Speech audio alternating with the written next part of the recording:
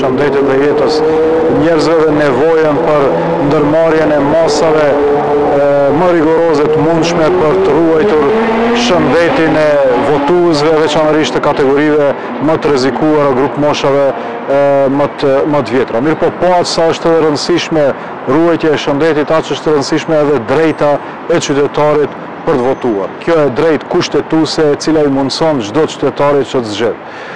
Duke pas parasysh se të gjitha ata të cilët janë të konstatuar pozitiv dhe kontaktet e tyre të cilët kanë vendim për izolim pas datës 8 korrik 2020 nuk kanë drejt për të votuar, numri i tyre po shtohet çdo ditë më tepër dhe janë mijëra njerëz të cilët po humbin të drejtën e votës.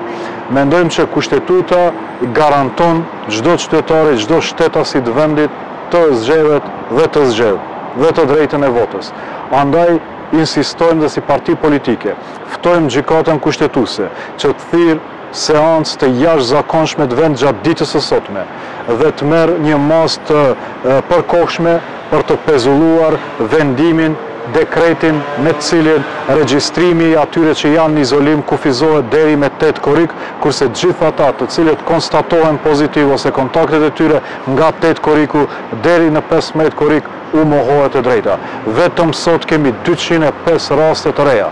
Imagjinoni edhe kontaktet e tyre, kjo thotë se vetëm sot 2000 personave do u mohohet e drejta e votës. Dhe nëse e shumëzoni këtë me 5 ditë deri të mërkurën, kjo do të thotë se mbi 10.000 persona mund mos të kenë drejtën e votës që do të përcaktojnë fatin e politikës në 4 vitet e ardhshme.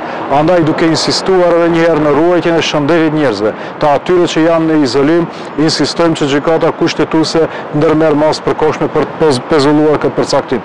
Dhe e dyta, Komisioni për Sëmundje Infektive ose KQZ-ja të merr një vendim me të cilin atyre të cilët janë në izolim dhe kanë vendim për izolim pas 8 korrikut, nëse të bëhet testimi i tyre dhe nëse rezultati do jetë negativ, inspektorati sanitar të jep vendim që ata të mund të votojnë ditën e mërkurë.